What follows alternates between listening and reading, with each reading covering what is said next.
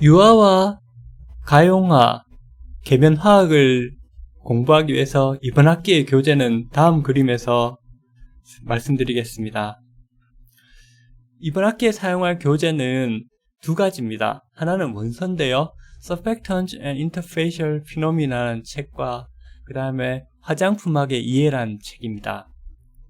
첫 번째 영문으로 된 원서책은 제가 지금까지 계면화학을 공부하면서 가장 정리가 잘 되고 요약이 잘 되어 있는 그런 책입니다. 두 번째 화장품학의 이해는 화장품과 향수, 기타 여러 가지 원료들에 대해서 일목요연하게 정리되어 있고요. 이걸 가지고서 화장품을 만드는 데 필요한 이론, 즉 유화와 계면화학에 대한 이론들이 잘 설명이 되어 있습니다. 여러분들이 아마 이러한 공부를 하고 나서 4학년 때나 졸업하고 나서는 국가자격증이 생긴 걸 아시죠? 화장품 쪽에요. 맞춤형 화장품 조제관리사라는 시험이 올 2월에 시행이 됐었는데요. 이게 아마 매년 한두 번씩 치러지게 될 겁니다.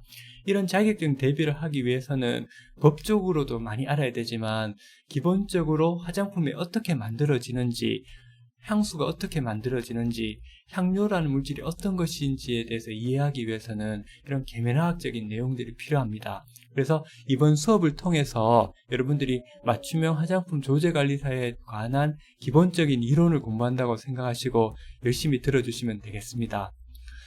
제가 바로 다음 페이지부터 계면 장력이나 이런 퍼짐성과 같은 것들, 개념에 대해서 설명을 할 것입니다. 근데 아마 여러분들이 이런 개념들을 바로 받아들이기는 어려울 수가 있습니다. 그래서 제가 이번 시간과 다음 시간에는 별도로 제작하는 이런 동영상 파일도 있고 그 외에 제가 도움이 될 만한 영상들을 따로 2주차까지 올리도록 하겠습니다.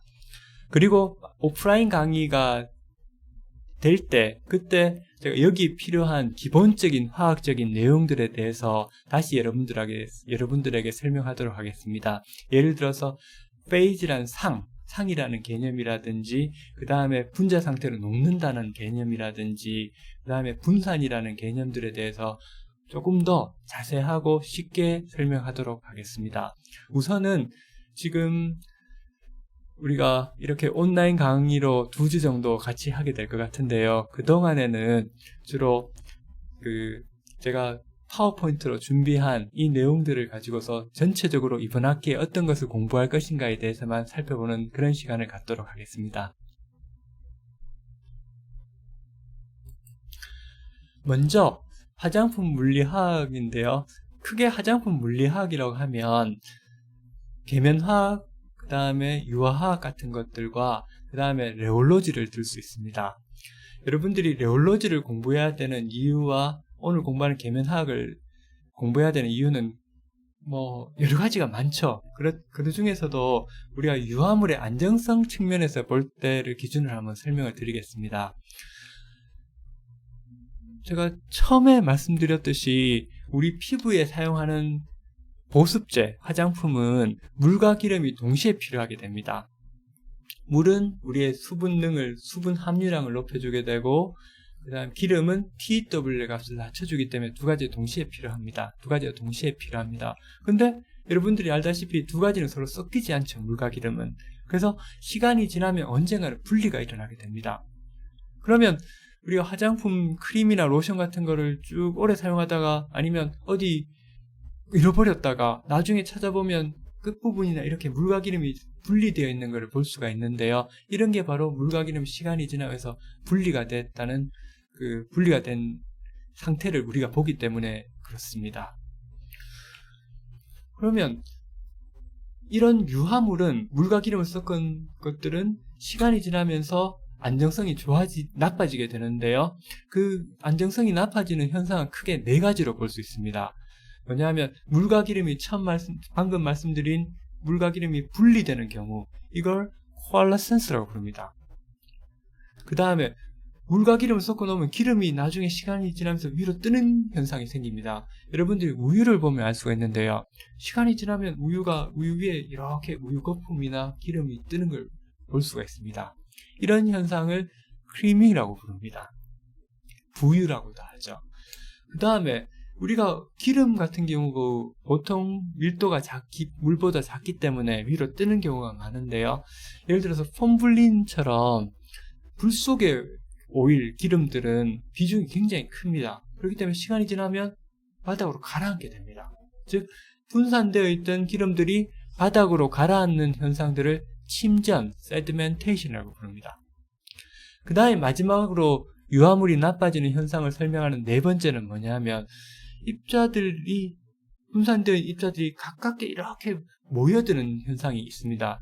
그걸 응집 또는 floculation이라고 부르는데요. 이와 같이 안정성이 나빠지는 현상은 네 가지를 들 수가 있습니다. 이 네 가지 현상을 설명할 수 있는 이론이 바로 이제 방금 말씀드린 레올로지라든지 계면 유화학이 되는데요. 우리가 계면 현상을 가지고 설명하는 것은 처음 말씀드린 코알라센스입니다. 코알라센스. 그 다음에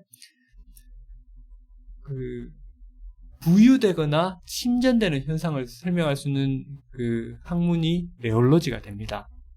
그리고 이번 수업에서 공부하겠지만 DLBO 이론이라는 걸 가지고서 우리가 flocculation, 즉 응집 현상을 설명하게 됩니다.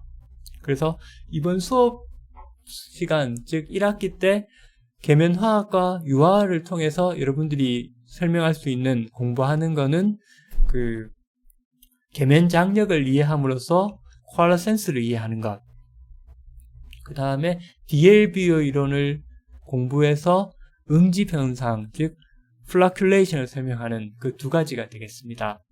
그 다음에 그 침전이라든지 부유되는 현상은 3학년 1학기와 2학기 때 레올로지 수업 시간에 공부를 하게 될 것입니다.